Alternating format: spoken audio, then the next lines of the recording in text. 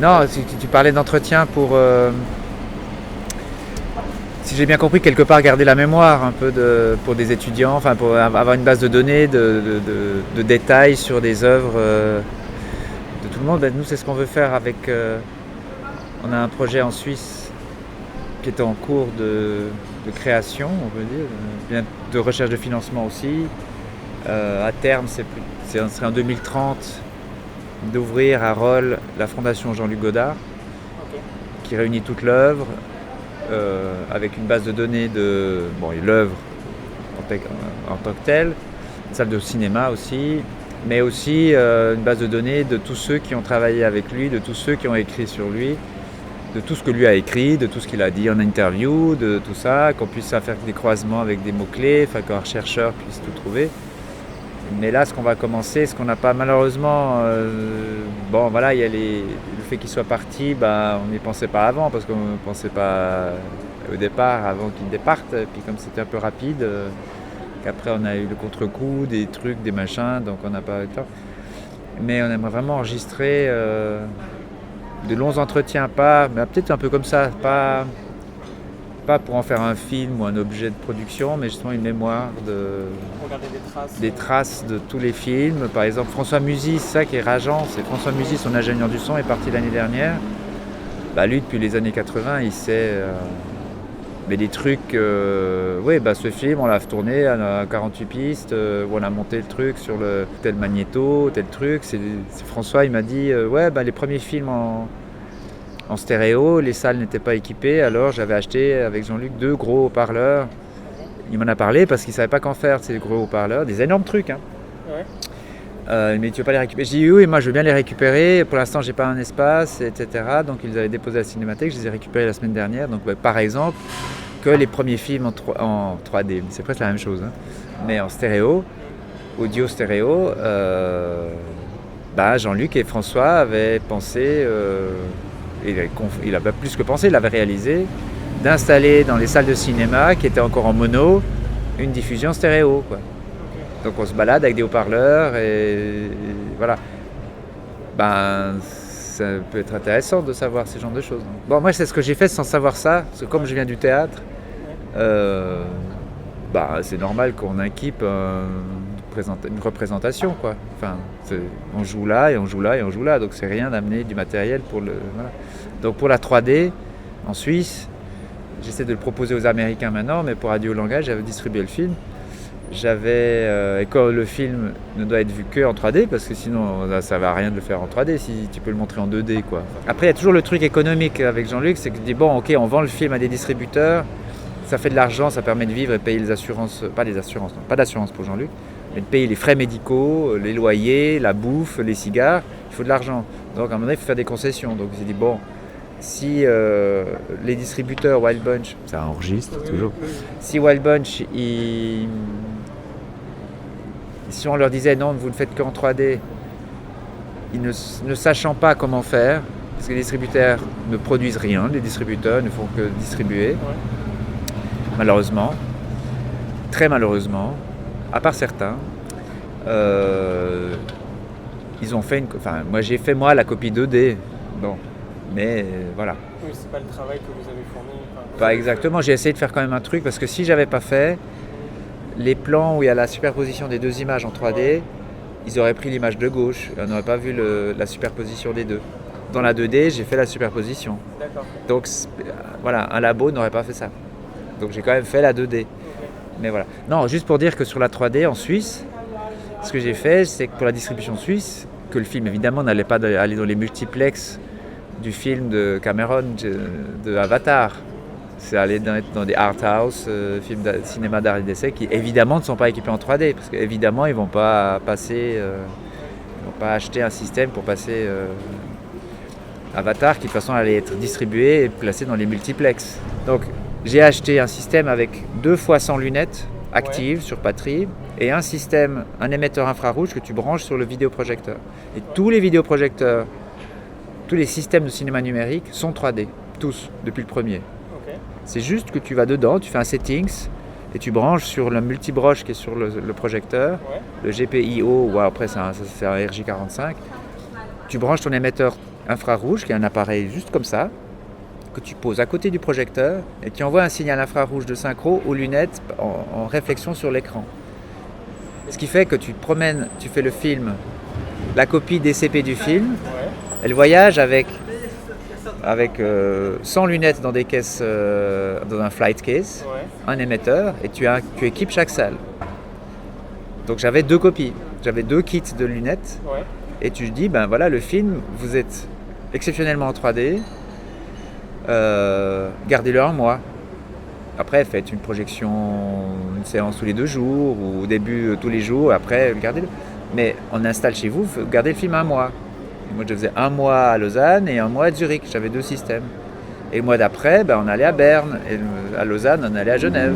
On le fait au théâtre et c'est très simple. Ça prend une demi-heure à installer, 1 heure peut-être, parce qu'il y a des petites salles. Alors, j'avais fait avec un Magic Arms pour fixer le projecteur, l'émetteur à côté, une pince pour l'accrocher à la petite fenêtre. Voilà. Mais puis tu l'as expliqué un peu au mec comment nettoyer les lunettes, changer la pile quand il faut changer. Voilà.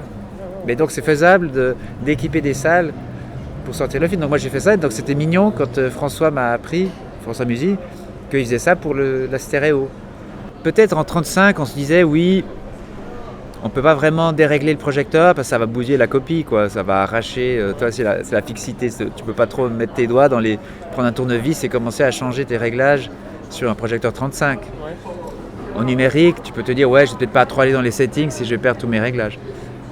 Mais c'est pas une technique monstrueuse le cinéma numérique. C'est une image et 6 pistes son ou 8 pistes son. Si on parle pas de l'Atmos, mais enfin bon. Et puis après, il n'y a rien de compliqué, quoi. Et que si on veut amener je sais plus quel film j'ai vu où il y avait le Coppola. Ok. C'est dans le Coppola qu'il y a un type qui vient sur scène. Megalopolis. Ouais. Ouais. Il y a un moment donné dans le film, ils allument un peu la salle, Ouais. et il y a un type qui vient sur scène avec une lampe et un micro, puis qui questionne un type qui est dans l'écran. Ok. Bon, on dit waouh! Mais au théâtre, c'est pas grand-chose de Oui. mettre quelqu'un sur scène pendant une projection. C'est comme si au cinéma, qui draine 120 millions le film, le budget du film, que tout à coup de se dire tiens, on va mettre quelqu'un sur scène devant le film, ça fait partie du film. C'est comme si c'était révolutionnaire et que c'était un budget monstrueux. Ouais. Alors que c'est très simple en fait. Bah, tu me rends juste quelqu'un à telle minute du DCP, en plus c'est numérique donc tu sais très bien quand c'est. Et même le DCP peut programmer l'allumage de la salle, parce que tu peux faire dans la presse. Bref, c'est tellement rien, quoi. Tu dis juste que le distributeur du film, il doit engager un acteur ou un bipède, n'importe lequel, qui voyage avec le film. Non, pour la 3D, oui, il fallait quand même équiper le système, il fallait brancher sur le projecteur. Et puis pour le film en stéréo, il fallait que sur la copie film, on branche un ampli, qu'on tire des câbles et qu'on mette des haut-parleurs. Mais au théâtre, on fait ça tout le temps. On ne se pose pas la question. Et donc ça serait demander aux salles d'être quand même plus flexibles. Bah sur oui, plein de choses. c'est un spectacle cinématographique. Quand Jean-Luc il dit avec le livre d'images, on va pas le sortir au cinéma, on va recréer des lieux de cinéma. Dans le sens, c'est pas des lieux, des nouvelles salles de cinéma, c'est des lieux de la pensée de cinéma. C'est vrai que si tu sors l'écran et que tu le mets, non pas dans une salle, que maintenant il n'y a pas d'âme dans les salles, c'est juste des salles, mais que tu fais une projection de film dans un café, il se passe quelque chose. Si tu fais une projection de film dans une pâtisserie, bon, ok, dans une bonbonnerie, comme ici, là, tu dis, bah, c'est étrange, ça. Voilà. Si tu passes le film dans un abattoir, il se passe autre chose. Si tu passes le film dans une caverne rupestre, un lieu néolithique, une clairière, un lieu de la résistance, je sais pas, tu vas dans le maquis, un endroit où il y a eu voilà, tu projettes pas. Le lieu est intéressant, quoi. Tout à coup, le livre d'images, je sais pas, je l'ai fait dans plein d'endroits, en Suisse, mais aussi à l'étranger. Donc en 2018. Ouais, le livre d'images est sorti en 2018. Et en 2019, fin 2018, pour la sortie en Suisse, on l'a pas sorti en salle, justement. On l'a installé au théâtre de Vidi, à Lausanne, au bord du lac. C'est un peu une plaisanterie parce que le théâtre de Vidi, V-I-D-Y, du nom romain latin, les Romains s'étaient installés à côté là. Donc le théâtre de Vidi, c'est parce que je disais, bon, dans quel endroit est-ce qu'on pourrait installer le film? Je dis, il faut un espace vide. Et un théâtre, c'est vide. Le théâtre de vide, c'était drôle, mais enfin voilà. Mais, donc on a installé un téléviseur, les 7 haut-parleurs du 7.1, un sub, un peu de scénographie que Jean-Luc a souhaité, et tu vois le film. Mais comme tu le vois dans une situation, tu ne vois pas la même chose, et ça ne résonne pas la même chose. Quand je l'ai passé dans une librairie, dans une bibliothèque, une magnifique bibliothèque de toutes les langues, presque, avec un étage par langue. Puisque je faisais, c'est que derrière l'écran, c'est un téléviseur, un grand écran plat, je faisais en sorte que quand il y a de l'image, ça pouvait éclairer l'arrière un peu. Enfin, que ça faisait un peu de lumière derrière, et quand c'était noir, ça faisait noir. Ce qui fait que quand tu avais une explosion de lumière, de couleurs sur l'écran, tout à coup, tu as 4 étages de bibliothèque, des livres de l'histoire, de la littérature traduite, pas traduite, mais en langue originale qui est là, quoi. C'est clair en même temps. Qui s'éclaire. Ouais, du coup, les livres sont là, du coup, ta pensée voyage tout autant, quoi. C'est le présent, en fait. Ce qui est beau, c'est dans les films, c'est pas d'être... c'est pas l'immersion. Moi, je trouve ça horrible de se dire immergé, parce que quand t'es immergé, t'es asphyxié, tu respires plus, quoi. Enfin, t'es sous l'eau. Et on voit plus rien. On voit plus rien. Alors que quand on se projette, pour moi, le cinéma, c'est se projeter. Donc, au scénario, est-ce qu'il y aura des conditions de projection particulières? Non, mais ça, c'est pas vraiment... C'est un cas particulier, parce que c'est... Oui, c'est un film en 2 parties, mais il n'a pas un statut de film comme le livre d'images ou Adieu au langage, voire même bande-annonce, film-annonce du film Drôle de guerre, qui était en soi une livraison d'un film.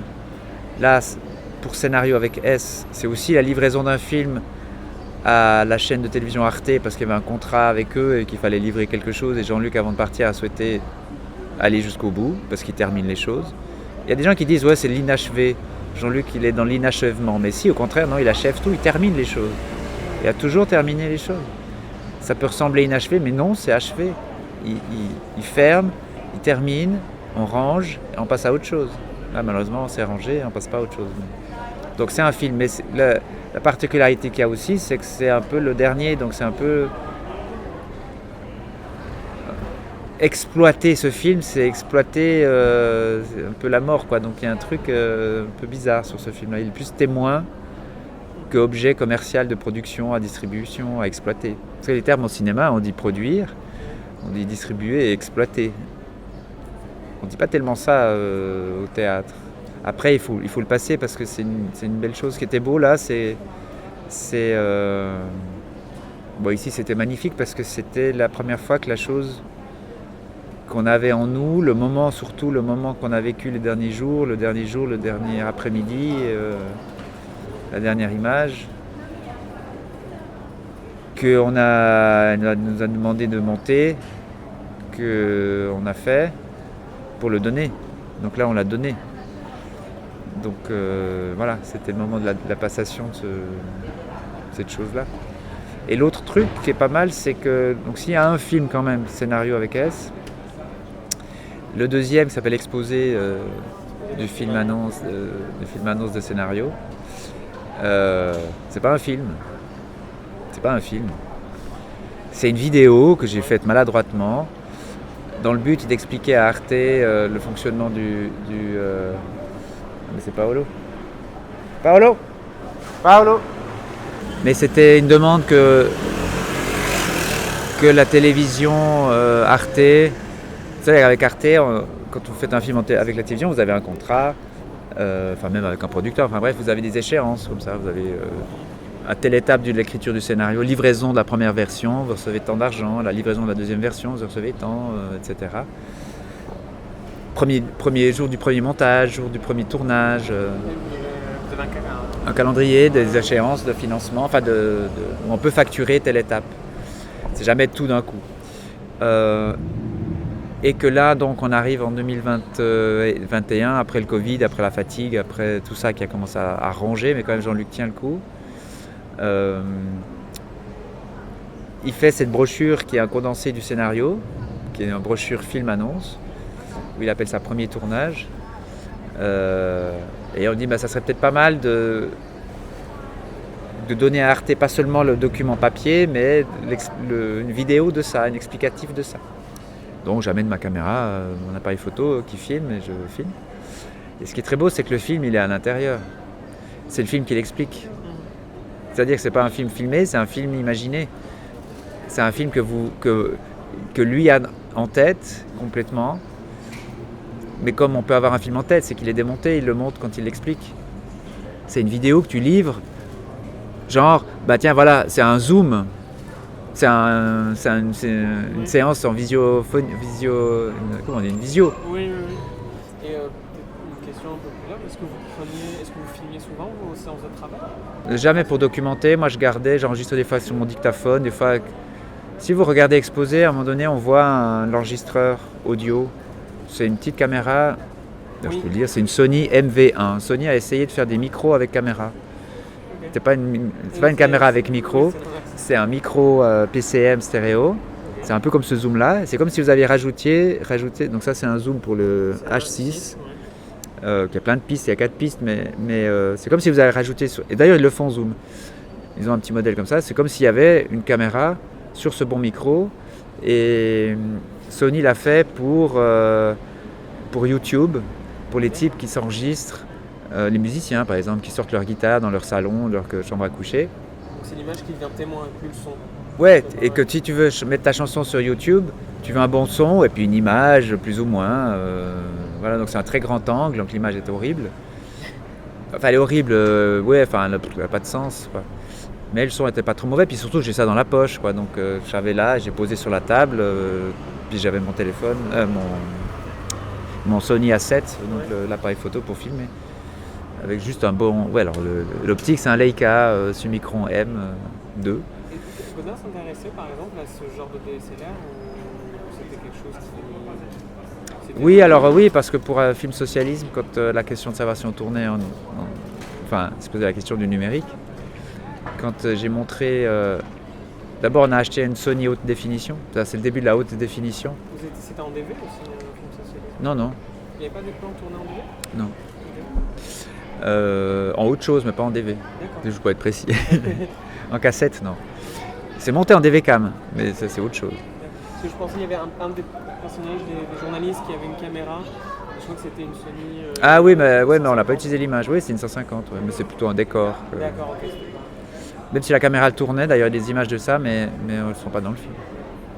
Non, cette partie-là était filmée avec une Sony aussi, EX1, qui était Full HD, avec une optique fixe dessus, donc on ne pouvait pas changer l'optique, et le point était plus ou moins manuel, mais pas vraiment, qui est enregistré en XD-Cam.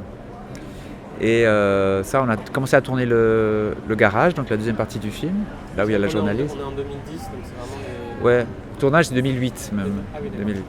Fin 2008 arrive le Canon 5. On passe du coq à l'âne, mais c'est pas si mal en fait. Hein. C'est pas mal pour les chercheurs. Ils disent mince, on allait chercher ça, j'écoutais tout ça, puis là ils parlent que de technique, c'est imbécile. Désolé les chercheurs, ça passe aussi par là. Quoi, voilà. Non, fin 2008, les ingénieurs japonais ils se sont dit, de chez Canon, ils se sont dit tiens, avant, mais ça sort en fin 2008. Ça serait peut-être pas mal pour les photographes journalistes qui puissent filmer peut-être un entretien. Comme ça, ils font les photos parce qu'ils se rendaient compte que les journalistes de la presse écrite, souvent c'est eux qui faisaient les photos à publier dans leur article. Ma maman était journaliste. Enfin, elle est toujours là, mais elle ne travaille plus, mais enfin, elle était journaliste. Et même dans les années 90, il n'y avait plus tellement l'argent pour payer le photographe qui accompagnait la journaliste de presse écrite. Du coup, c'est la journaliste, ou le journaliste, qui partait avec un appareil photo. Et comme le journaliste, il faisait la photo, et qu'ils avaient comme ça aussi, plutôt que de prendre des notes, mais là c'est aussi passé pour une archive, mais plutôt que de prendre des notes, ils enregistraient avec un dictaphone, ils se sont dit, mais pourquoi ça ne serait pas le même appareil? Tu fais la photo et tu enregistres. Du coup, ils se sont dit, on va essayer de rajouter un simple plugin dans le processeur interne de l'appareil photo qui permettrait de prendre le signal qui vient du capteur et de le mettre en signal vidéo. Et puis tant qu'à faire, autant le mettre en HD parce que c'est la technique du maintenant et puis c'est faisable avec une compression MP4. enfin H264, donc ils avaient un petit processeur qui était suffisamment puissant pour ça, et ils ont fait le 5D Mark II. Qui sort avant 2010. 2008, fin 2008. Et moi j'achète un des premiers à Lausanne. Et c'est un réflexe, donc avec le miroir. Et surtout, là, comme c'était un réflexe, l'important que ce soit un réflexe, c'est que ça veut dire c'est les optiques 24-36. Dans la taille du... C'est un full frame aussi, parce qu'il y a du ASC, mais c'est un full frame. Donc c'est 24-36, c'est à la taille de la photo 35. Le 3.2, là, le format, c'est la taille de la photo 35. Alors, on peut mettre les objectifs de la photographie 35, classique. Et comme c'est un boîtier Canon, que la chambre, elle est un peu plus petite que chez Nikon, et un peu plus petite que chez Leica, avec un adaptateur mécanique, moi j'ai pu réaliser mon rêve de gosse d'avoir des Leica pour faire de la photo. Donc j'ai acheté des lentilles, des optiques Leica R. Ils ont fait une série réflexe, Leica. Mon rêve c'était Leica M, le M6, le M4, le M2, le M1, Cartier-Bresson, enfin voilà. Et donc tout à coup j'ai dit, cette caméra on peut mettre des objectifs fixes. Alors j'ai acheté un 50, j'ai acheté un 80, j'ai acheté un 135, j'ai acheté un 35. Et ça valait rien parce que c'était des optiques manuelles. Donc à l'époque, qui ça intéressait une optique manuelle? Tout le monde voulait un objectif autofocus, précis, machin. Et moi j'ai trouvé... Donc voilà, et c'est là que j'ai proposé à Jean-Luc, vu qu'on avait acheté une caméra Sony professionnelle, semi-professionnelle, EX1, elle était quand même professionnelle, pour le premier tournage qui était dans le garage, pour la suite sur le bateau, je lui ai montré le matériel que je souhaitais prendre sur le bateau. Et donc c'est un boîtier que j'ai acheté moi avec mon argent personnel. J'ai dit voilà, je viens d'acheter ça. Et je lui ai montré 2-3 essais. Et puis il m'a dit mais laquelle vous préférez, entre ça ou la Sony? J'ai dit Sony, c'est un peu une espèce de pastel un peu molle, quoi. Profondeur de champ un peu molle. Par contre le Canon, c'est comme du fusain. Vous avez une profondeur de champ, puisque comme c'est 24-36, vous avez une profondeur de champ très courte. Et puis le contraste aussi, il est un peu serré, quoi. Vous n'avez pas une grande latitude de luminosité, ce que pouvait faire le Sony. Et du coup, on a pris le fusain, quoi. C'est évident. On va prendre le fusain que de prendre la pastel molle, quoi. Donc, mais ce qui est marrant, c'est que quand je t'entends par rapport à Film Socialisme, tu vois, pour quelqu'un qui n'aurait pas vu le film, on s'imagine que l'image elle est très travaillée et tout ça, mais que finalement, les images sont très saturées, il y a quand même tout un travail. Tu vois qu'on ne s'attend pas par rapport à quelqu'un qui irait acheter des Leica et qui finalement... c'est ça qui fait l'image, hein. Oui. C'est ça qui fait l'image. Alors, le capteur du 5D est super, bien contrasté, mais le plan du petit garçon sur le pont du navire, j'ai rien changé à l'étalonnage, je crois. J'ai juste baissé un tout petit peu le noir, mais la chroma, j'ai même pas beaucoup changé. Il y a un plan que j'ai beaucoup travaillé, parce que j'avais envie de le travailler. C'est le plan du pont, la nuit, tout seul, et vide, avec, on sent qu'il y a de l'eau qui passe par-dessus, puis il y a une lampe, et on voit dans cette lampe des embruns. Celui-là, j'ai un petit peu travaillé. Parce que j'avais mon plaisir de travailler, puis Jean-Luc dit mais non, ça suffit, mais non, attendez un peu, je vais mettre encore un peu plus sur le parquet, sur le sol, mais c'est bon, oui, d'accord, bon, allez-y, merci, il me remerciait 1000 fois de jouer avec son image. Donc, et cette image, j'ai fait tout seul, toutes ces images-là sur le bateau, je les ai fait tout seul, c'est pas... Non, il y a eu 2 tournages pour le bateau. Ah oui, vous êtes parti 2 fois sur le... Ouais, la première fois, Jean-Luc nous avait dit 2 jours avant, non, mais allez-y, j'ai pas envie d'y aller. Je suis fatigué, ou je vais travailler sur le scénario, je vais faire autre chose, allez-y. Puis il nous disait quoi? Et alors, qu'est-ce qu'on fait? Parce qu'on devait tourner tout ce qui était justement sans les acteurs. Et on était avec Paul, justement, et Jean-Paul. Et puis il dit, écoutez, si je vous dis ce que j'aurais besoin, vous allez essayer de faire des trucs en vous disant ce qu'il faudrait plaire, que ça me convienne, et ce que vous allez faire, c'est de la merde. Donc je vous dis rien. Si vous voulez faire, faites. Si vous voulez pas faire, ne faites pas. Okay. Et quand les gens me disaient avant, dis donc, il t'a laissé beaucoup de liberté. Il t'a donné beaucoup de liberté. Je disais non, il n'a jamais pris ma liberté. Il m'a jamais empêché ma liberté. Il m'a jamais volé ma liberté. C'est pas qu'il m'en a donné. il a laissé la mienne. Et c'est ce qu'il fait de manière générale, il laisse les choses. Si la caméra un défaut arrive, on laisse le défaut. Dans Film Socialiste, il y a un moment donné où il y a un ciel rouge sur des images d'archives de bateaux US. Voilà.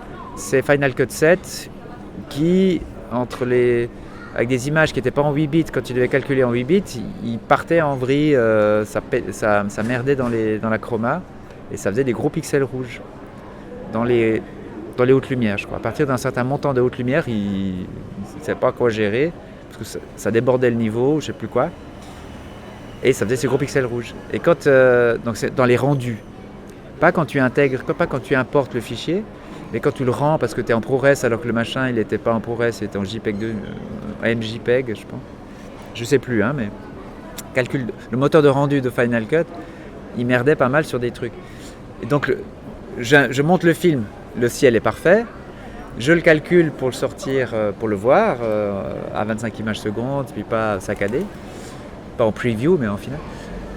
Paf, il calcule le rouge. Alors ça je le vois que en lecture. Bon, c'est juste une vision pour Jean-Luc, c'était comme ça. Je dis merde, qu'est-ce qui se passe, merde, non, touchez à rien.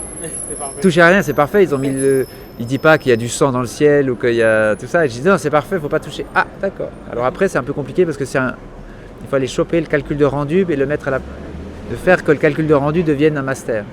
Bon, c'est pas compliqué, mais il faut juste aller le chercher dans le dossier des rendus parce que les dossiers de rendus sont recalculés à chaque fois. Mais Godard ne manipulait pas ces outils-là. Si. Alors lui, il manipulait les siens, pas les ordinateurs. Jean-Luc manipulait, ouais. La vidéo. Ouais. Avec des appareils, il a un magnéto, un appareil de traitement d'image du signal vidéo. C'est pas de l'image, c'est du signal. C'est important, c'est pas une image, c'est du signal. Le numérique peut être un peu une image parce que c'est des trucs à plat. C'est-à-dire c'est un paquet de pixels qui forme une image numérique, tandis que la vidéo c'est un signal. C'est de l'analogique. Ouais, la vidéo analogique c'est un signal. C'est un flux de variation d'intensité de courant électrique. Vidéo, je parle de la vidéo analogique, le tube cathodique. Ouais. On dit c'est 50 images par seconde, enfin 50 demi-images, mais comme c'est un balayage, ça veut dire que le moment du début en haut n'est pas le même que le moment du en bas à droite. Ce qui fait qu'on n'est pas dans un instantané, on est dans un flux. Alors que le cinéma, c'est un obturateur, donc on fixe dans une image, La photographie, on fixe. Tandis que la vidéo analogique, ça serait plus mouvant. C'est un scan en mouvement, quoi. D'accord. Donc c'est pas tout à fait la même chose, si on veut être un peu précis sur le truc à la con, mais c'est intéressant de se dire ça. C'est quelque chose que lui avait en tête quand il manipulait pour avoir certains rendus? Non, pas forcément. Non, pas forcément. Et donc, mais après lui, il se retrouvait pas devant un ordinateur face à Final Cut, c'était pas du tout. Non, c'est moi qui à côté, j'avais installé, pour Film Socialiste, j'avais installé le Mac dans un coin de son grand studio à l'époque. Film Socialisme, c'était en numérique, il a monté en bêta SP. Beta SP, Beta Num. Non, DVCam, Beta Num. C'est-à-dire le master de montage, c'était en bêta numérique. Les sources étaient en DVCam. Parce que moi, je lui donnais tous les rushs en DVCam. Peut-être en DVD aussi, mais je crois en DVCam. Mais pour Film Socialisme, on n'allait pas lui faire un... Parce qu'à ce moment-là, il n'y avait pas encore vraiment les DCP. Donc, on s'est posé la question, quand même, est-ce qu'on kinéscopait tous les rushs en 35, comme ça ils montaient en 35 ? Parce qu'avec le montage 35, tu peux insérer un plan, tu coupes la pellicule, tu insères un plan. En vidéo, parce que lui, comme il ne monte pas sur ordinateur, c'est vidéo cassette à cassette. Donc tu enregistres, stop, rec, tu enregistres, et si tu veux enlever, tu ne peux pas enlever. Tu ne peux pas couper la bande magnétique, Tu dois repasser dessus. Tu repasses dessus. Donc tu ne peux pas enlever du temps. Si tu veux enlever du temps, tu remplaces ou tu mets du noir. Donc, Et lui, il ne faisait pas des générations, parce que quand on voulait faire comme il faut en vidéo, tu recopiais tout sur une autre cassette en t'arrêtant avant. Tu pouvais enlever un plan comme ça, mais tu perds tu veux la génération. Oui, mais après tu faisais une confo. Tu repartais depuis les originaux. Tu refaisais le montage avec les originaux, ce qu'on appelle la conformation. Lui monter sur une seule et même. Voilà. Mais pour Film Socialiste, comme c'est de la haute définition, moi j'ai fait la confo. j'ai repris mes rushs de la Canon, de la Sony.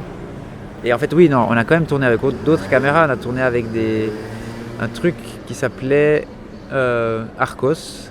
Pour film socialisme. Ouais. Arcos, c'est un truc français. C'était des baladeurs vidéo.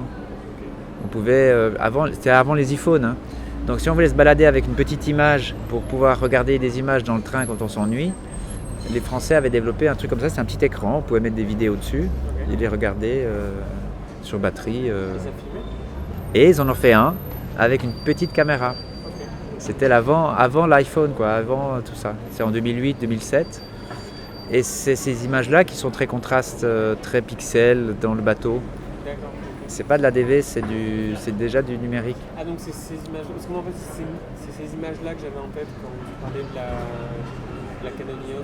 Je pensais que c'était ça qui avait rendu... Non, Et qu'après vous avez retravaillé, resaturé les couleurs. ça c'était déjà saturé de base, hein, c'était déjà pourri en soi. Enfin pourri, c'est de la bonne pourriture, la noble pourriture. C'est comme dans un très bon roquefort, quoi. Il faut faire attention à garder les origines de cette pourriture-là. Hein. Oui, il y avait 2 ou 3 caméras comme ça.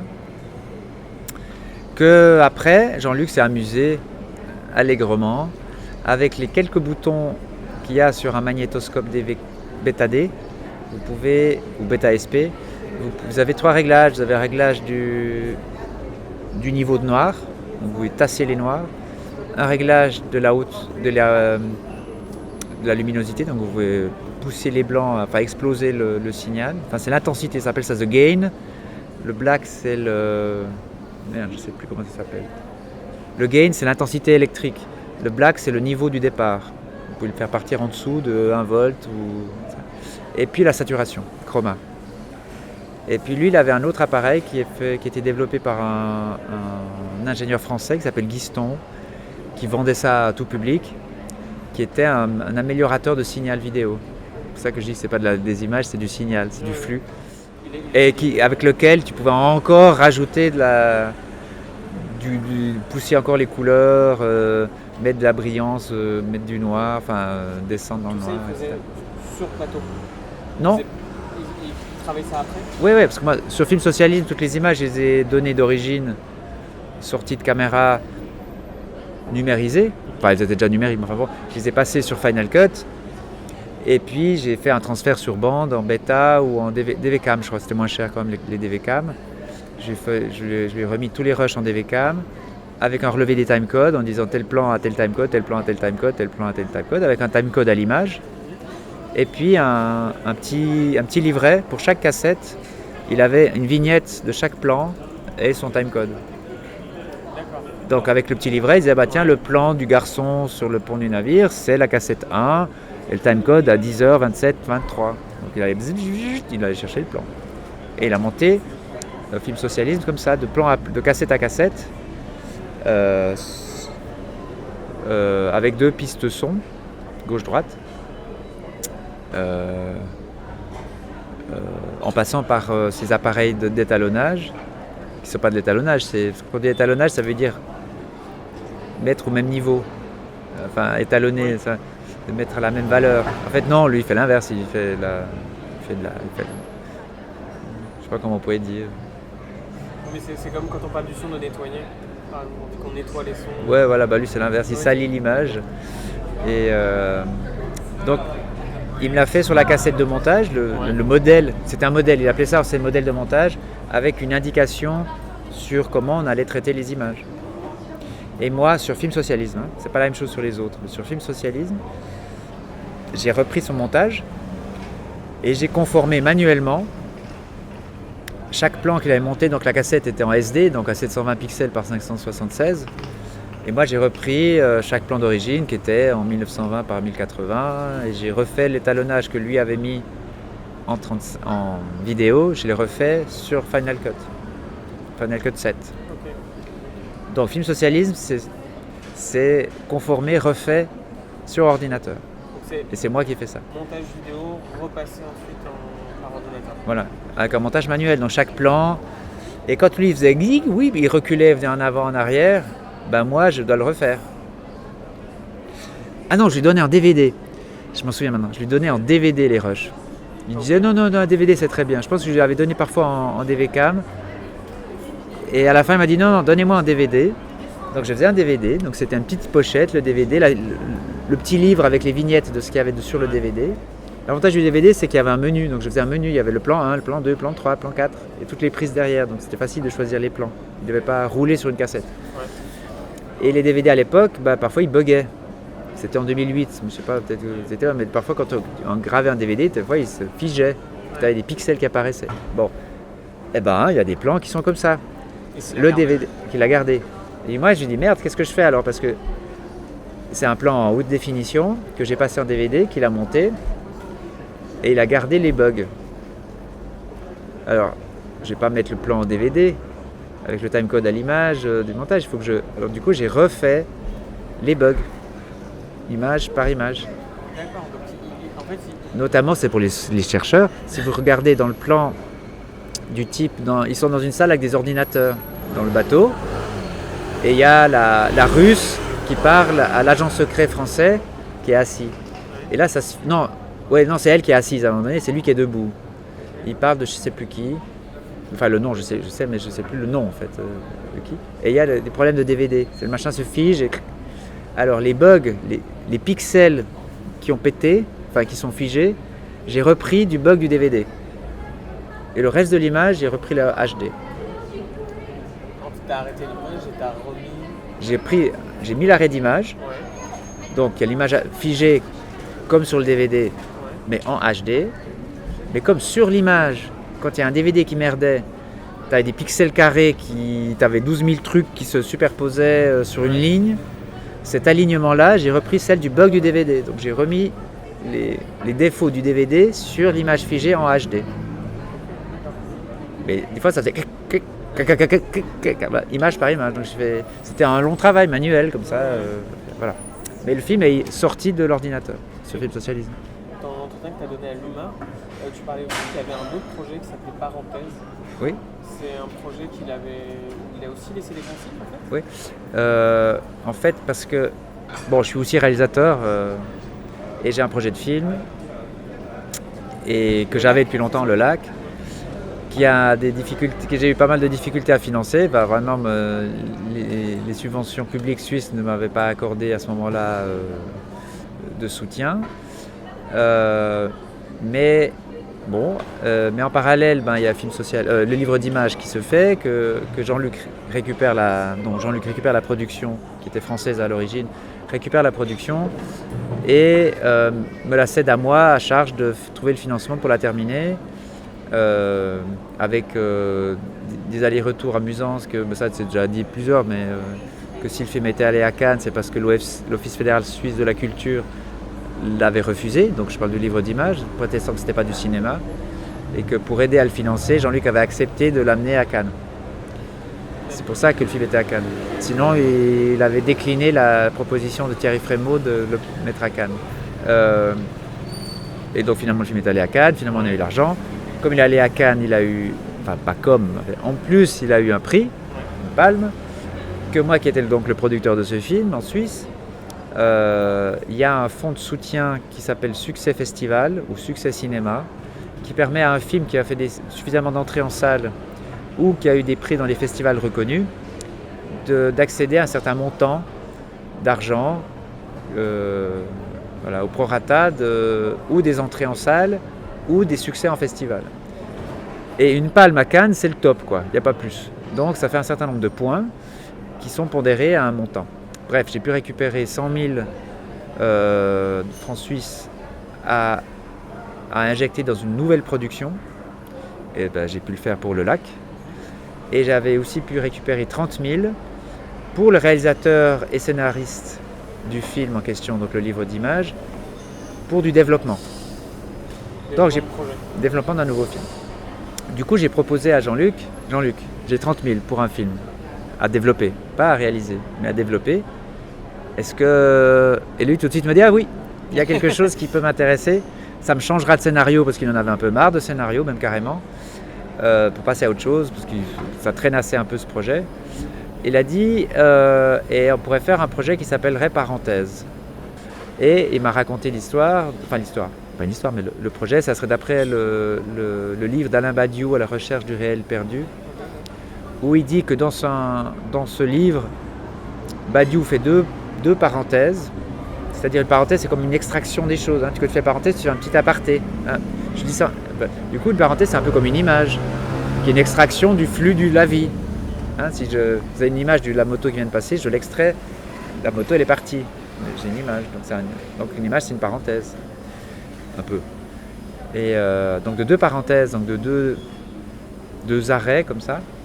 Dans le livre de Badiou, l'une est sur la mort de Molière, avec l'intérêt qu'en fait, Molière est mort réellement, alors qu'il jouait, et comme il joue, c'est un acteur, donc comme il joue, c'est faux, parce qu'il joue, il n'est pas vrai. Et en plus, il joue un personnage. Non, comme il joue un personnage, c'est pas la personne, c'est un personnage. Et en plus, le personnage lui-même se prend pour un malade. Donc il y a deux faux. Un, c'est un personnage qui se prend pour un malade qui n'est pas malade. Donc il y a le faux de la maladie et le faux du personnage qui n'est pas une personne, qui est joué par Molière, qui réellement meurt. Donc, c'est un truc sur le réel et le faux. Le semblant et le vrai. Et bon, première parenthèse, la mort de Molière. Deuxième parenthèse, c'est un poème de Pasolini qui s'appelle Les Cendres de Gramsci, dans lequel Pasolini se questionne un peu sur qu'est-ce qu'on fait face à la tombe de Gramsci dans un cimetière à Rome. Qu'est-ce qu'on fait aujourd'hui de toute cette histoire face à tout ce qui s'est passé là. Et donc voilà, il me dit ça serait le projet, ça serait de faire ça, de développer un film sur ces deux parenthèses. Et j'enregistre en plus, j'enregistre quand il raconte ça. Et le matin de la veille du départ, donc le 12 septembre du départ, j'ai le mot, j'ai toujours un peu de la peine à le dire, donc je dis le départ. Il dit, il a quand même la lucidité de se dire, bon, ce contrat, parce que moi j'avais un engagement avec l'Office fédéral de la culture, parce que pour toucher ces 30 000, il fallait que je propose le synopsis du projet. Donc c'était cette histoire-là, ces deux parenthèses, machin, et un contrat d'auteur avec le réalisateur, le scénariste, donc Jean-Luc Godard. Donc j'avais un contrat avec lui. Mais comme il allait partir et qu'il n'avait pas fait le travail de développement, je ne pouvais pas toucher l'argent. Donc il a le matin du 12 septembre, on a transféré le développement à Anne-Marie Miéville, qui a repris le film, le développement. Mais c'est un projet de Jean-Luc, qui vient de Jean-Luc. Et une année et demie après,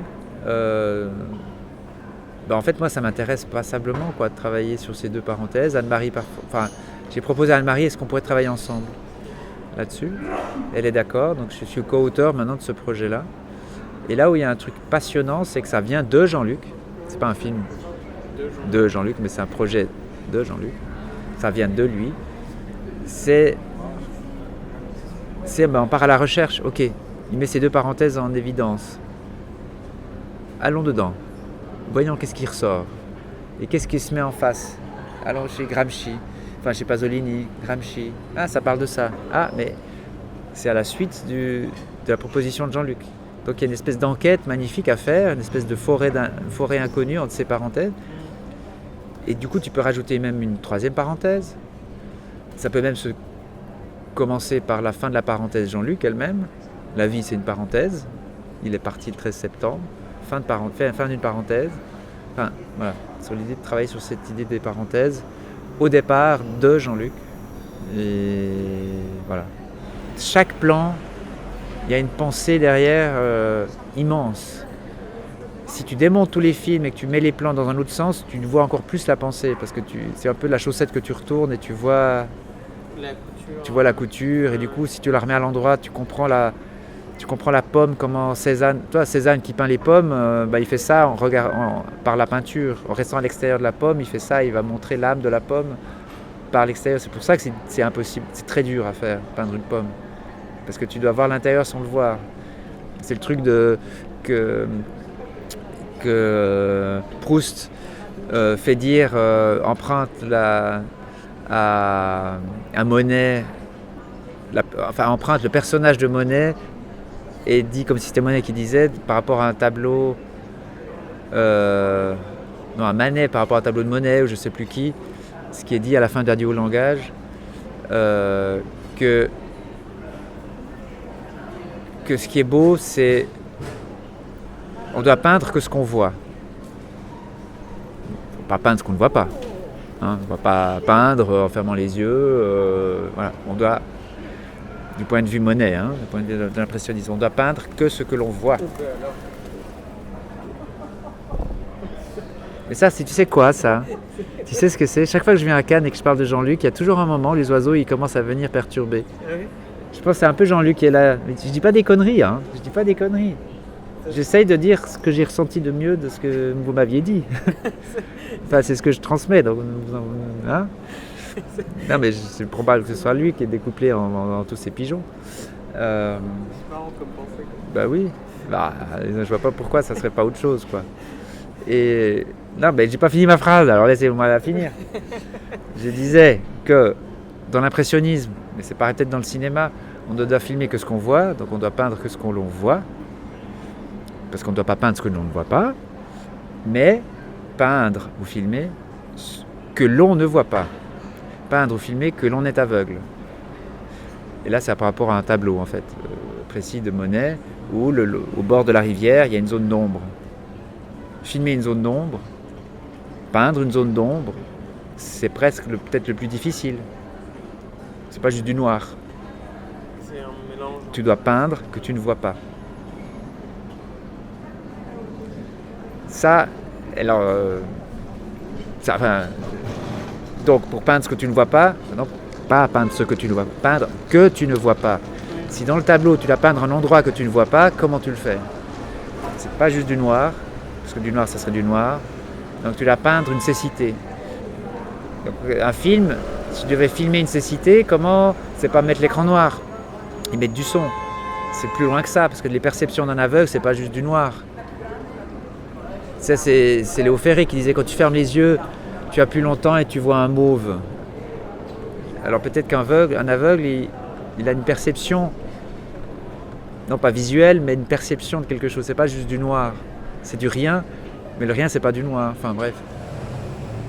Et c'est donc du coup là, le prochain projet, ça va être soit travailler sur ce projet-ci après Ouais. travailler là-dessus. Bah même il faudrait que je déjà, parce que comme on a un financement, il faut qu'un peu que je avec Anne-Marie qu'on travaille sur qu'on fasse le scénario, quoi.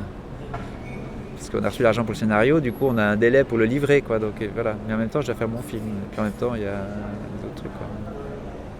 Et donc comment tu vois par exemple la suite par rapport à... tu parlais de la fondation, créer une fondation Jean-Luc Godard à Rolles. Et donc du coup comment tu vois la suite de ce travail-là? Comment elle va se créer, la fondation ou...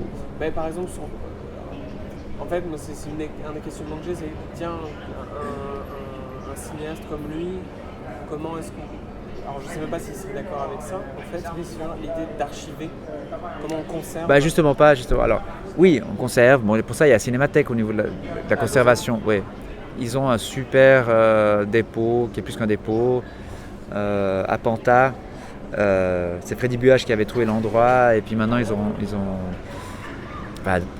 archives avec en hygrométrie, hydrométrie, enfin tous les trucs, les machins, des bases de données, des databases, des trucs, enfin il n'y a pas mieux. Même ils numérisent ils kinéscopent en 35 des données data pour les conserver, enfin vraiment il n'y a pas mieux. Je crois dans le monde entier il n'y a pas mieux. C'est à côté, c'est un partenaire, c'est un ami. Évidemment que tout ce qui est de cet ordre-là, ça va aller là. La fondation à Rolles, c'est pas pour la conservation de ce sens-là, c'est la conservation de la pensée, si tu veux, ou c'est un centre de consultation, un centre de projection, de consultation XXL avec tous les entretiens de tout le monde qui parle de Jean-Luc, etc. Mais pas que Jean-Luc, il y a aussi Anne-Marie Miéville qui est pas loin, il y a Jean-Marie Straub qui est pas loin. Et comme Jean-Luc il a une relation avec tous les cinéastes, ou tous les cinéastes ont une relation avec lui, donc ça peut être aussi tous les autres cinéastes, par exemple, mais c'est qu'un exemple. Je discutais avec Jean-Michel Frodon l'autre jour, lui il est sur les archives de Chris Marker. Chris Marker, Jean-Luc, il y a un rapport. Donc ça peut être une ouverture aussi sur ces rapports-là. Donc un lieu d'étude. Avec d'autres fondations et d'autres fonds d'archives. Ouais, justement. Et un lieu des croisements de tout ça. Donc, avec des documents qui lui appartiendraient. Oui, ça y en a. il n'y a pas forcément beaucoup de documents chez Jean-Luc, il y a beaucoup de paroles, il y a beaucoup de films, il y a beaucoup de paroles écrites ou paroles dites. Mais ces carnets, tout ça. Oui, il y a quelques carnets, mais comme il les mettait à la poubelle. Il jetait? Oui, il jette. Il n'est pas du tout conservateur, Jean-Luc. Pas du tout conservateur. Non, non. Alors parfois, on a pu faire des facsimilés, les numériser. Moi, je les ai mis de côté, les derniers, par exemple.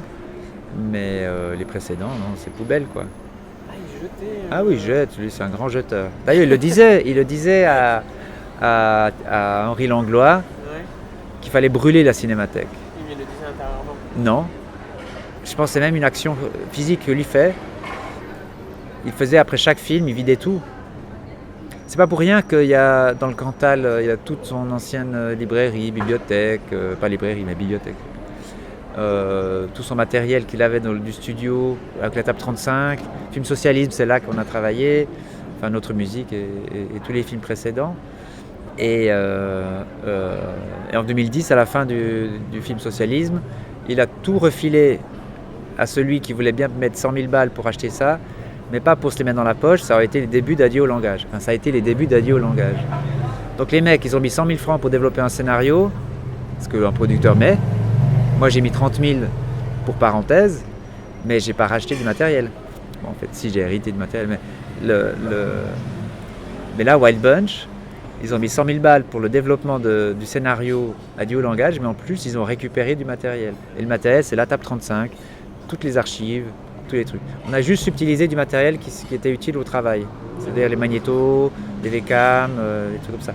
Mais la Studer 48 pistes, qui vaut le prix, elle est dans le Cantal. Donc les mecs, ils ont fait une bonne affaire. Mais Jean-Luc se débarrasse. Et donc, après, eux, c'est pour les réutiliser. Moi, ils ne savaient pas. Je sais pas ce qu'ils... C'est un stock dans le Cantal. Voilà. Je crois que c'est plutôt bien conservé. La table 35 est démontée, mais bien démontée. Les choses sont là. Et voilà.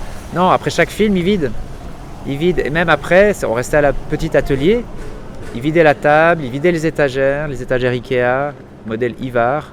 Si c'est pour les archives, c'est important. Il a le modèle Ivar. Je pense qu'il y a un étudiant, si vous ne savez pas quoi faire comme thèse, faites un truc là-dessus. L'étagère chez Jean-Luc. Parce que l'étagère Ivar, vous en verrez des planches. Vous savez, c'est une étagère avec des montants en bois verticaux, des petits picots métalliques que vous mettez dans les trous sur chaque côté, puis des plateaux.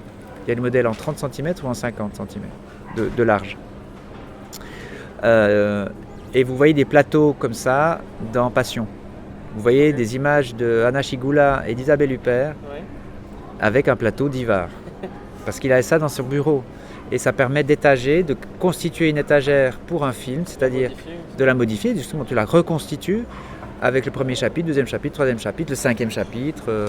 Et après, tu mets dessus la matière de ces chapitres, les livres, les DVD, les CD de musique. Et c'est les supports de pensée. Et un autre film que je veux faire, qu'on a commencé à faire, qui a été soutenu par la CNAP, mais qu'il faut qu'on y travaille encore, ça s'appelle Inventaire Atelier JLG. Bon, c'est un titre de travail, mais qui est de filmer justement la disposition des étagères, les livres dessus, parce qu'il y a de la pensée derrière chaque disposition.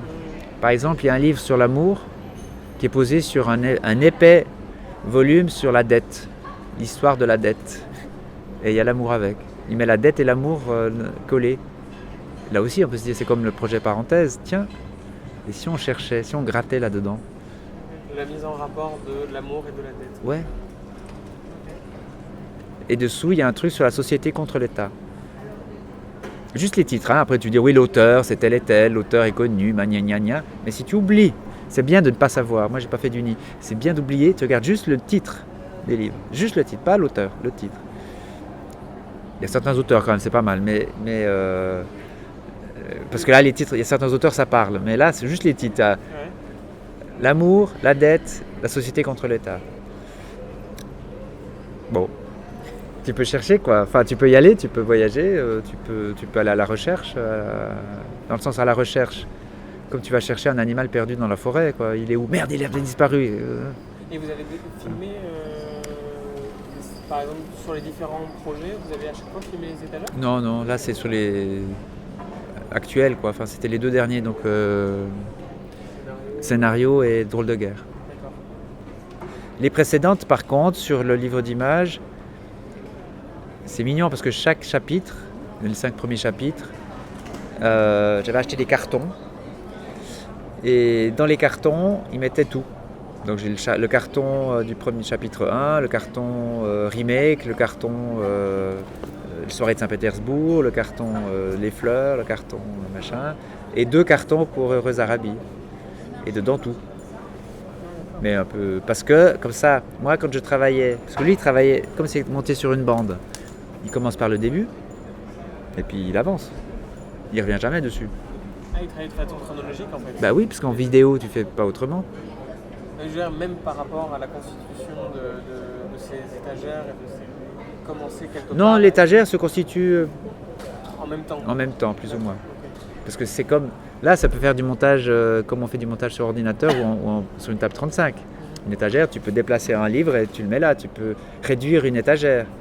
Tu peux travailler. En étagère, tu peux travailler comme ça. En vidéo, tu peux pas.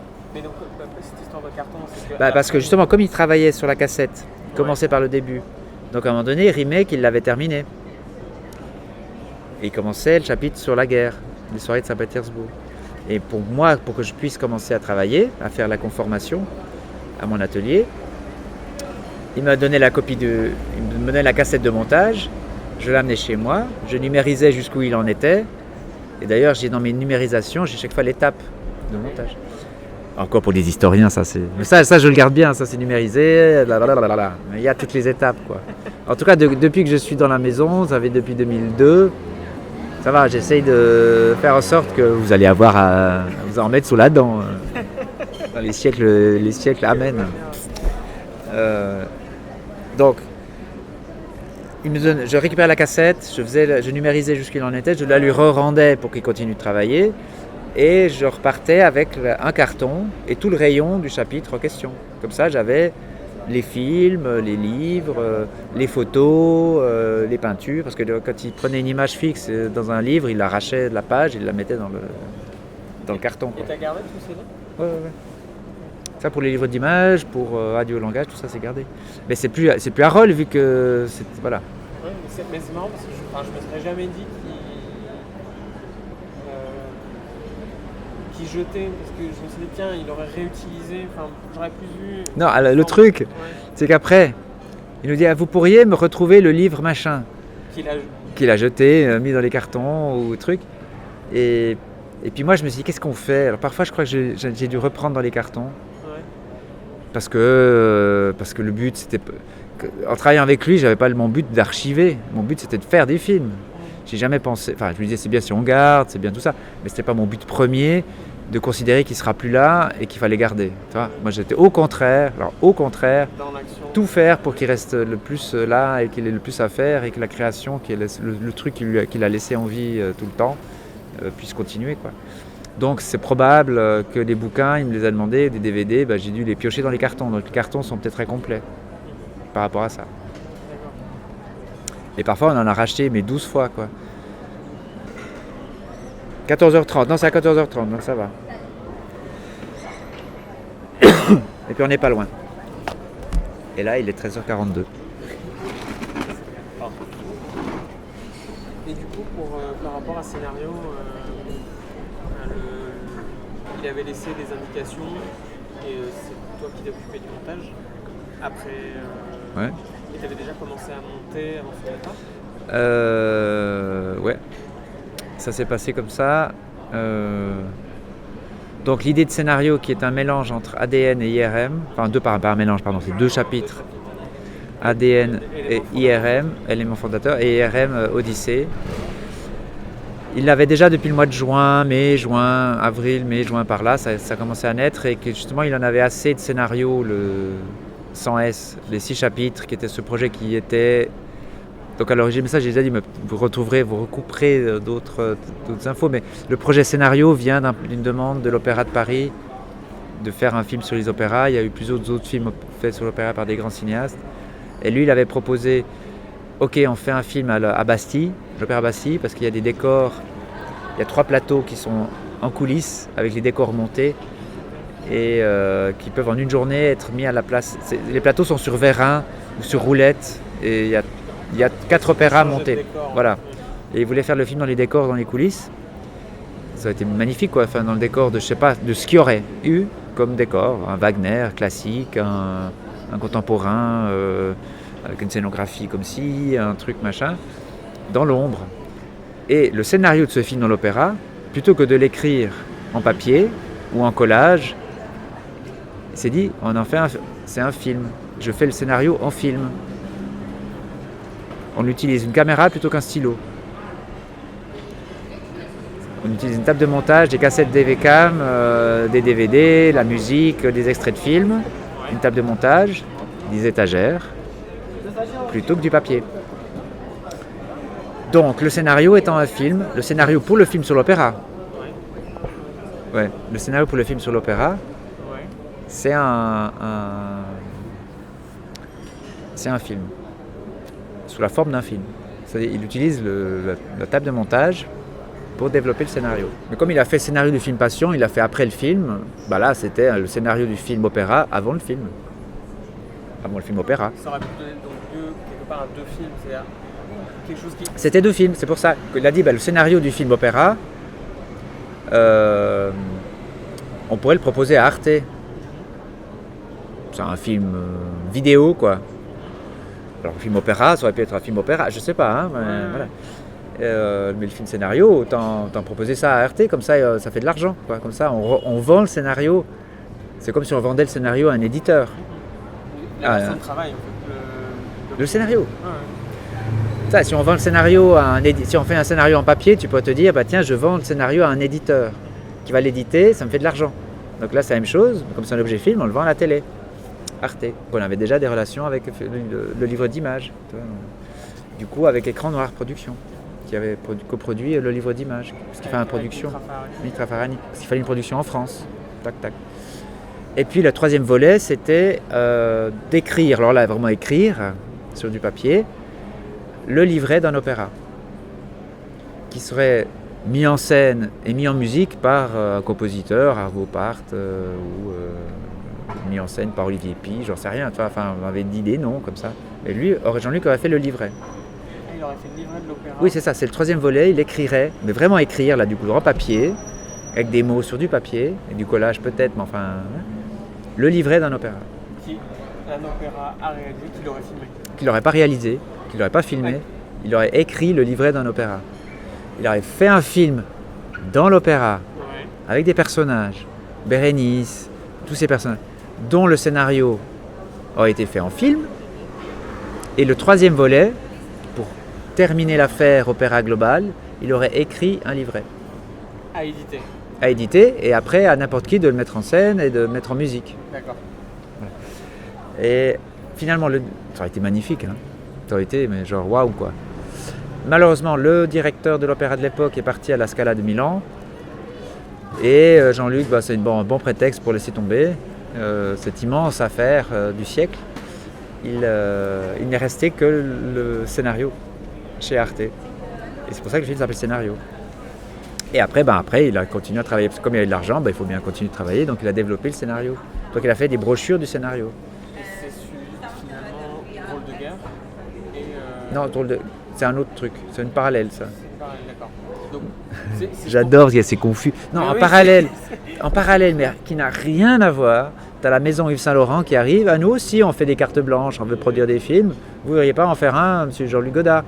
Et comme il a besoin d'argent, il a dit pourquoi pas. Et puis comme il avait cette idée depuis très longtemps, je crois, de faire quelque chose sur le livre de Plisnier, Faux Passeport, il a dit on va adapter Faux Passeport. Carlotta, Drôle de guerre. D'accord. Donc, pour revenir sur l'opéra, donc le projet, donc scénario, c'est ce qu'on retrouve dans Exposé d'un film à Nice. Voilà. Ça, c'était l'opéra. C'est la jeunesse de ce film. Ouais. La première, on va appeler brochure. Hein. La première brochure de scénario, si on considère que le mot scénario, maintenant, ce n'est pas un objet qui permet de faire un film, scénario sans S. Le mot scénario, c'est un titre d'un film. Donc, les développements étaient quand même faits en papier. Donc, ils appellent ça des brochures. Donc, la première brochure est assez grande, en A4. C'est exposé dedans les 3 volets, dont il ne reste que la partie scénario. Les 3 volets de l'opéra. Il avait mis, je ne sais plus de tête, mais scénario opéré, ça aurait été la version opéra. Scénario raconté, ça aurait été le scénario film. Et scénario écrit, ça aurait été le livret. Je crois qu'il y avait un truc comme ça aussi. Une entourloupe un peu pour faire passer le truc. Mais au moment de la grande brochure A4, qui est très colorée, j'espère qu'un jour on va la publier,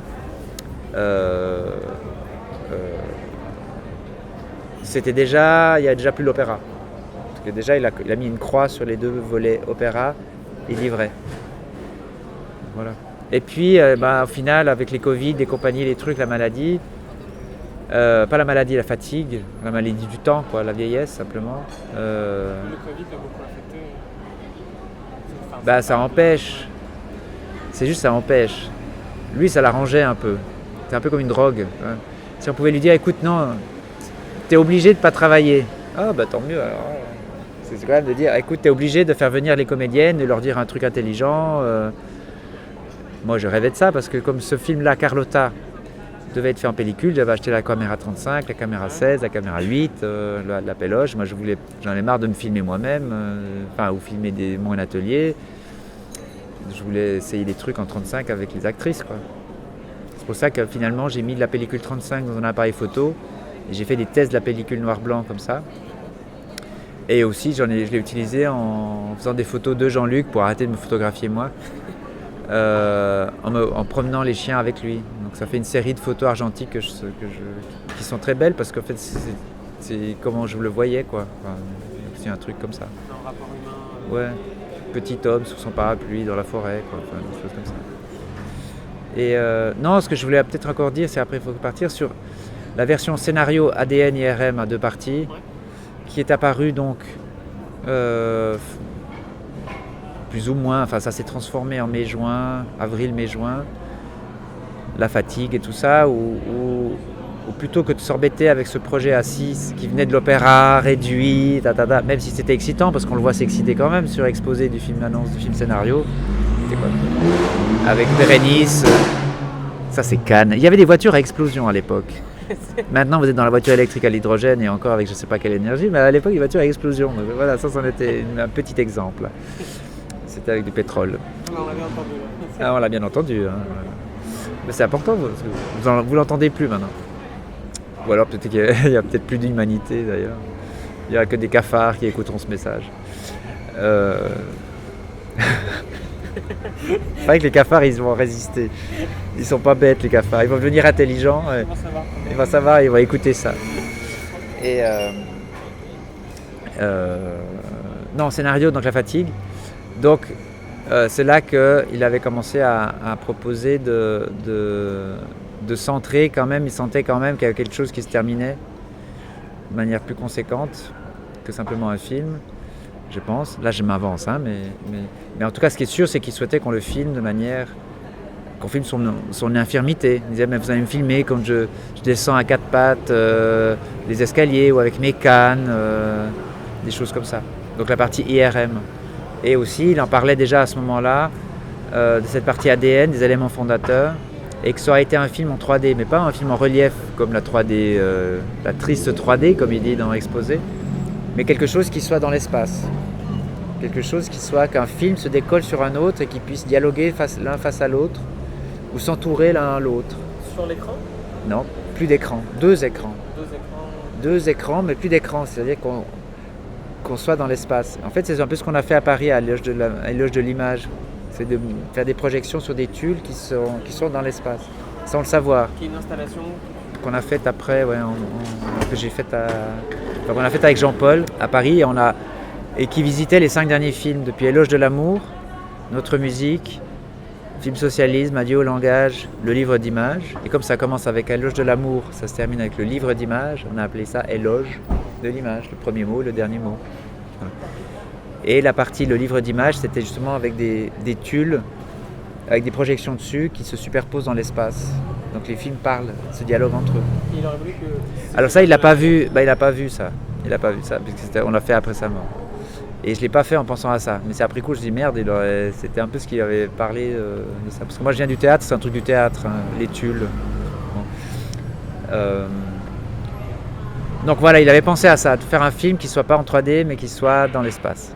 Par rapport à sa maladie, en fait, par rapport à... Oui, par rapport au besoin qu'il avait de mettre du relief et qu'il en avait marre de la plateur de la licitude d'un film. Ça, il en parle depuis longtemps. Adieu au langage, à la fin, il en dit le cinéma est plat, tout ça. Ça fait très longtemps qu'il en parle. Donc là, c'était d'essayer d'aller concrètement, de chercher un cinéma en relief, pas un écran en relief, mais du cinéma dans l'espace. De remettre le cinéma, parce qu'il vient de l'espace, on est dans l'espace, nous. Donc de remettre le cinéma dans cette... Enfin, c'est presque faire du théâtre, presque, mais du coup c'est des images. Enfin bon, réfléchir à quelque chose. Et l'été passa et ça a été, voilà, des séjours en clinique, un mercredi de fin août. Ouais, un mercredi de fin août, ou juste début septembre. On est à Rolle, je l'avais ramené d'un séjour de 10 jours en clinique pour qu'il puisse manger.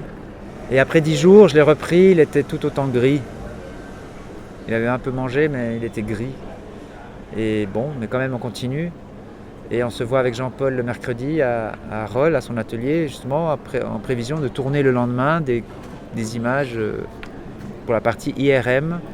Et que je prépare, j'avais déjà commencé à recabler toute la salle de montage. J'avais tout décablé pour le recabler propre, parce qu'il ne l'avait pas utilisé depuis le livre d'images quasiment, et pour qu'il puisse commencer à monter ADN et IRM, et à tourner des images pour IRM. Mais il était fatigué dans l'après-midi du mercredi, et le soir, fin d'après-midi, non Fabrice, terminez ça demain. J'ai dit mais je suis en train de câbler, j'ai tout rangé les câbles, tout ça. Non, faites ça, ramenez-moi chez Anne-Marie, je suis fatigué, on continue demain, je suis épuisé. Bon. Alors, on a ramené Jean-Luc chez Anne-Marie. On est rentré à Lausanne avec Jean-Paul. Et le lendemain matin, un message de Jean-Luc qui nous dit « Non, j'ai passé une très mauvaise nuit, une très très mauvaise nuit. On annule tout, annulez tous les rendez-vous, on se reverra. Enfin, nouveau rendez-vous prochain. » Ok, les jours passent, le dimanche passe. Et lundi, on a un téléphone de son conseiller fiscal, qui est un voisin, qui l'utilise un peu comme le type pour les affaires juridicaux, mais il n'est pas juriste le mec, mais voilà. Donc il lui a demandé à venir le voir dimanche, et il lui a demandé de l'inscrire à Exit. Exit, c'est l'association d'aide à mourir en Suisse. Et lundi, m'appelle, il m'a dit écoute Jean-Luc, j'ai vu Jean-Luc hier, il a demandé Exit. Ah non, tu dis non, il va pas demander à mourir quand même. Enfin, tu reçois ça comme une épée quoi, qui te transperce quoi. Et puis c'est pas Jean-Luc qui nous le dit, c'est machin qui nous le dit. Du coup, est-ce que j'écris à Jean-Luc, est-ce que je l'appelle, Et là, message de Jean-Luc, pourriez venir demain pour les questions de banque, puis passer à l'atelier. Enfin, oui, bien sûr, je viens demain à 11h. Je le vois le mardi, et je vois qu'il a un hématome, il est tombé, il a un hématome énorme sur le visage. Mais c'est Jean-Luc, fatigué, mais Jean-Luc. Et il me demande 2-3 trucs à l'atelier, d'aller à la banque, d'aller lui ramener le journal. Et puis, un peu énervé, pour s'inscrire, parce qu'il a fait ça le lundi, pour s'inscrire à Exit, c'est long, hein, ça se fait pas comme ça. Il dit pas ça exactement avec ces mots-là, mais on sent un genre d'énervement classique chez Jean-Luc. Je me dis mais c'est pas grave Jean-Luc, ça va prendre 6 mois. Hein, il n'était pas malade, hein, il était juste fatigué, le corps qui tient plus, mais pas un cancer, hein, donc juste une fatigue de l'âge. Et donc je dis bon ça va prendre 6 mois, une année. Je vais chercher le journal, les bouquins, les trucs à l'atelier, je le ramène, ok, à bientôt. Les jours passent. Jeudi, le fiscaliste m'appelle. Bon, on a une date. C'est mardi prochain. Je dis quoi ? Oui, j'ai fait tout mon possible parce que Jean-Luc voulait que ça se fasse vite, alors c'est mardi prochain. Ok. Enfin, oui. Et il m'a dit aussi, si vous voulez lundi, venir le voir, lui dire au revoir, vous pouvez venir lundi. Si vous voulez, hein, c'est pas obligé. Quoi ? Après 20 ans, après tout, Voilà, tu sais pas quoi dire, t'es là. Trop rapide aussi. Bah, attends, quoi? Enfin, si on veut lui dire au revoir lundi, il part mardi? Attends. Enfin, je sais pas, je lui écris, je lui écris quoi? Je l'appelle, mais il est dans un trip. Enfin, donc on est comme ça dans un arrêt suffoqué, quoi. Suffoqué, mais vraiment. Depuis le mardi, un peu moins, parce que je respirais, je l'ai vu. Mais là, j'étais un coup jeudi matin à 10h, il m'appelle, le gars. Suffoqué, t'as plus d'air, quoi. Et voilà, arrive le vendredi. Et là, le mec, il me rappelle. Ah, peut-être qu'il a essayé de m'appeler, j'ai pas vu qu'il a essayé de m'appeler, je le rappelle. Jean-Luc demande à te voir. Je sais pourquoi il m'a pas demandé Jean-Luc directement, quoi. Est-ce que tu pourrais le voir aujourd'hui? Oui, bien sûr, je peux venir, je sais pas, à 15h, quoi. Il me dit, ouais, pour les 2-3 images. Ou les 4-5 images. Je sais pas de quoi il parle. Oui, je peux venir à 15h. Bon, après le mec il me confirme, oui, à 15h il peut te recevoir. Je dis, mais avec Jean-Luc, enfin, pourquoi le fiscaliste il fait de l'interface, quoi? Moi je peux communiquer avec Jean-Luc, quoi.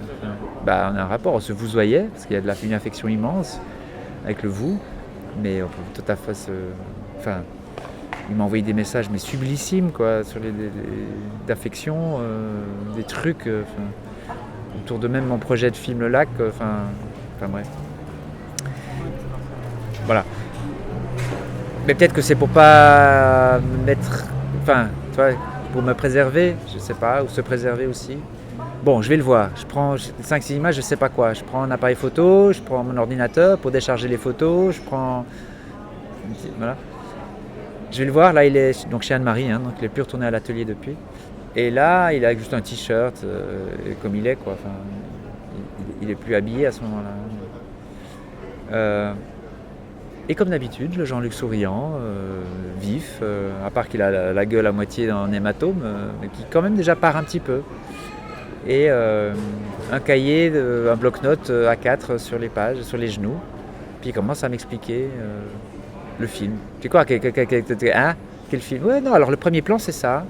Pour lui c'était clair, il m'expliquait ADN, scénario, avec S. Il a dit, vous voyez, un S à scénario. Attends, ok, on va faire un film alors, ok. Ok. Et il explique le truc, ça c'est le premier plan, vous voyez, le machin, le travelling, que j'avais tourné moi et que je lui avais déjà donné avant, hein, quand il a, vous voyez, dans l'exposé du film annonce. Il parle de la caméra qui passe dessus en macro. Alors j'avais commencé à tourner sur le cahier. Voilà. J'avais commencé, donc c'est un DVD que je lui avais donné en DVD, ces images que j'avais déjà commencé à tourner. 6 mois avant. Donc il m'a dit, le premier plan c'est ça, vous allez rajouter une photo qui est là dans mon iPhone, un autoportrait de moi qui remplace celui qui est sur la couverture de la brochure. C'était une photo de lui qu'il avait repeint, ouais. Mais même celle sur la couverture de la brochure, c'est aussi un portrait de lui repeint, mais plus celui qui est comme celui du petit livre de Nicole. Oui.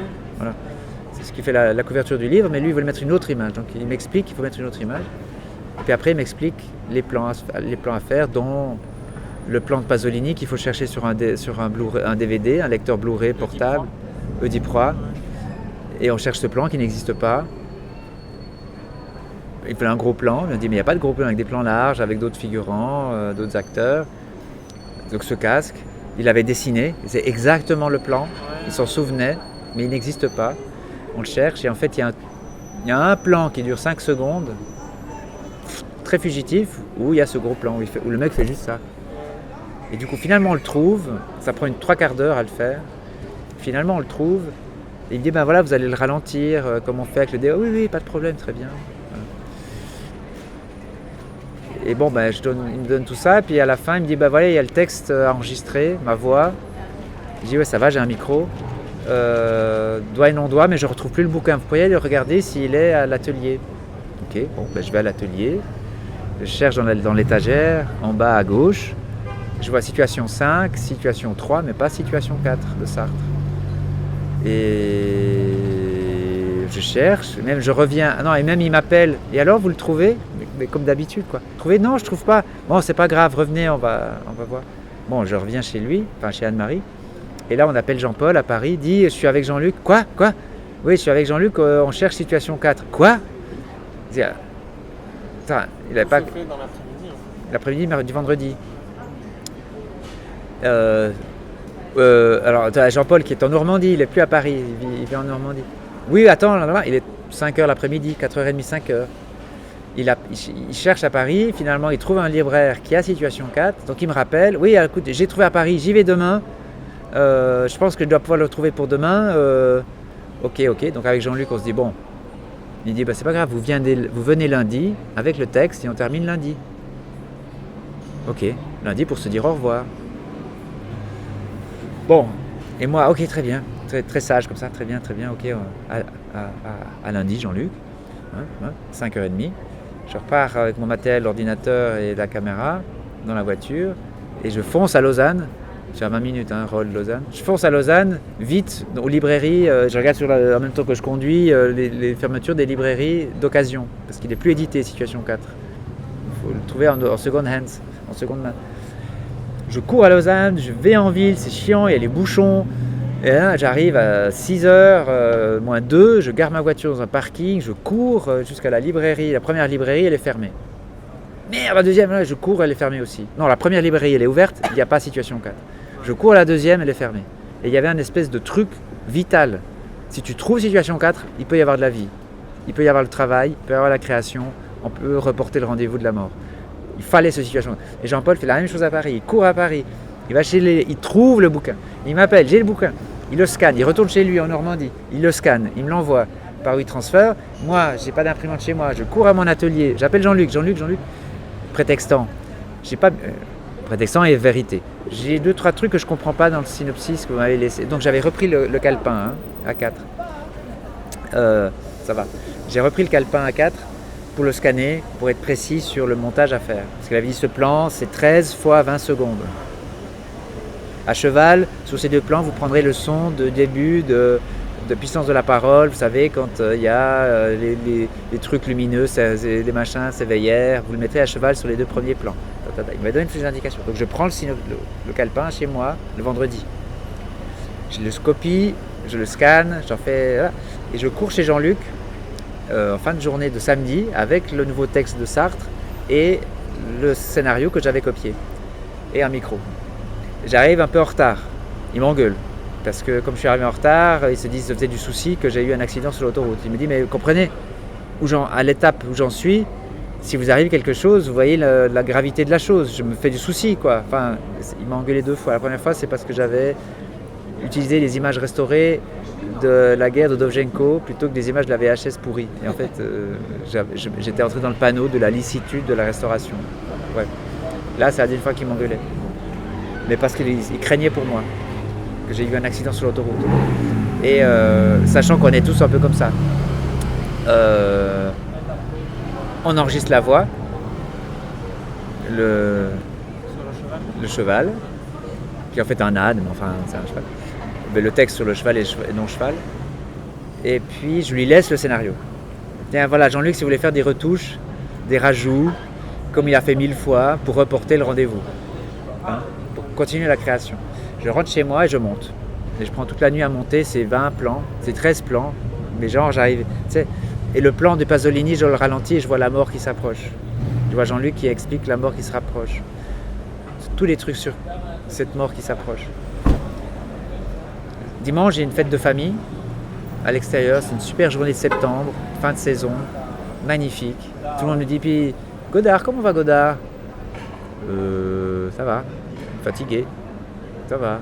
Tu peux pas dire, il va mourir dans 2 jours. Tu peux pas dire. Tu vis avec la mort alors qu'elle n'est pas encore là et tu peux pas dire. Tu peux pas dire. J'étais asphyxié par l'idée de la mort depuis que je sais qu'il y a la date, mais en plus porté par la création. Et dans la création, il y a la mort. Enfin, t'es dans une espèce de truc, c'est pas possible, quoi. Bon, lundi matin, pour se dire au revoir, on arrive à 10h. C'est pas tout à fait le matin, mais enfin, on arrive à 10h. On voit Jean-Luc, là, il y a Jean-Paul qui arrive de Paris. On va chez Jean-Luc. Et là, il était au salon, chez Anne-Marie, non pas chez Jean-Luc, chez Anne-Marie. Belle chemise repassée, réception. Il y a le fiscaliste qui est là, qui finalement s'en va. On fait le contrat pour parenthèse. On fait le contrat pour parenthèse avec Anne-Marie. Le fiscaliste s'en va pour l'écrire, le dactylographier. Ça nous laisse du temps. Pour ça, l'histoire de parenthèse est intégrée à scénario à ce moment-là. Et on reste du temps, Jean-Luc est assis sur une chaise en osier comme ça, un petit fauteuil en osier. Moi je suis à sa droite, mais du coup on est un peu à genoux quoi, parce qu'il a le scénario que je lui avais rapporté le samedi, il l'a sur les genoux avec les rajouts en rouge de IRM. Et des pages qui se suivent pour IRM. Et il nous explique IRM.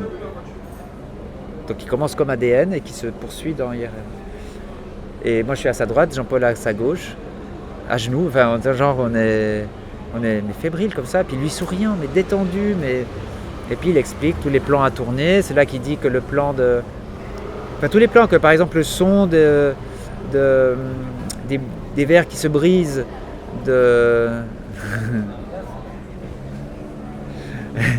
Encore un pigeon. On verra s'il va nous laisser un signe, une marque. Que le son de... Il faut que je dise la vérité. Là, je suis observé. Hein. Jean-Luc m'observe. Il faut vraiment que je dise la vérité. Il est en moi, mais il m'observe. Le son des bris de verre de Lady of Shanghai de Orson Welles. Avec, donc, il tire comme ça dans les miroirs et tous ces bris de verre qui se cassent. C'est la mort qui arrive. C'est la mort qui arrive. C'est ce que j'entends quand je le vois. C'est ce que j'entends quand Jean-Luc m'en parle. Là, il me dit il faudrait le faire déborder pour que Brigitte Bardot elle l'entende. Dans le mépris. Ok. Donc Brigitte Bardot entend les bris de verre de la mort de Madame de Shanghai. Elle est en train de mourir, elle est dans le passage de la mort c'est douloureux, il y a des bris de verre dans les oreilles. Je sais pas, hein, mais c'est ça. Okay, toutes les indications sont précises comme ça. Il n'y a pas de plan à chercher de ralenti là. C'est des plans, il me dit c'est le plan de là à là, de là à là, de là à là, de là à là. Sans jouer sur des ralentis. Là on ne cherche pas les plans, il nous les explique. Et des plans qu'il a en tête. Et il dit mettez un son d'IRM.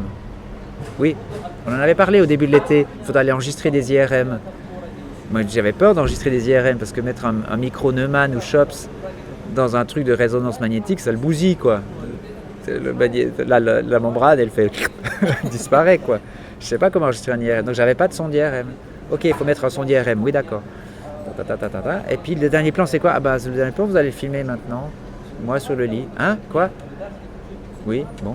Là on est dans l'après-midi déjà, il est 15h. Et je vais chercher la caméra que j'avais laissée dans la voiture depuis le samedi. Et on est en Suisse, on vole pas. Enfin bref. Et j'avais un micro aussi. Oui, j'avais un micro parce que je me disais qu'on allait refaire la voix de cheval et non cheval.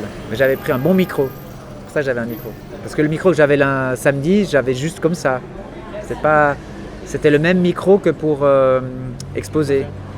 Mais du coup, je le tenais comme ça. Donc, il n'est pas terrible, quoi. Il est bien quand il est à distance. Mais c'est un micro d'ambiance, pas un micro... C'est un micro... C'est un stéréo XY. Donc, tout près, il est bizarre parce que... Oui, ça part dans les... Ça part, voilà. C'est pour ça que le son est bizarre dans le premier, pour les historiens. Et j'ai cherché le Schops au RTF, qui n'est pas non plus idéal, mais enfin voilà, l'enregistreur Sonosax. Le Sony A7S avec le 50 Leica Summicron 2. Voilà. On va dans la chambre, il ouvre la chemise. Ouais, c'est la chemise bien repassée pour la réception finale. Hein, la chemise. Ça, dans le salon, il était bien habillé. C'est Anne-Marie qui avait repassé pour le revoir. Ah oui, le matin, il m'a aussi demandé de lui ramener le Libération, le matin du lundi, par un texto. Amenez-moi Libération. Pourquoi il veut lire l'actualité la veille de mourir? Ok, c'est Jean-Luc. Il y a une histoire pour ça. Et on fait le plan, les deux prises, il y a deux prises. Et puis voilà quoi. Enfin, après on coupe la caméra et on s'embrasse. Je lui dis qu'il va me manquer et puis c'est fini quoi. Il part et voilà. Enfin nous on part et c'est fini. Enfin, on va au bord du lac dans un endroit un peu... Enfin l'endroit de la plage de Byron, de la fin d'Adieu au langage. Il y a Byron qui gueule et puis voilà. On va là avec Jean-Paul. On se dit... Jean-Luc est vivant, il est là. On vient de faire tout ça. Il m'a donné le scénario à faire. Et là, maintenant, il y a les deux parties. Et il est parti. Il va partir. Voilà. Et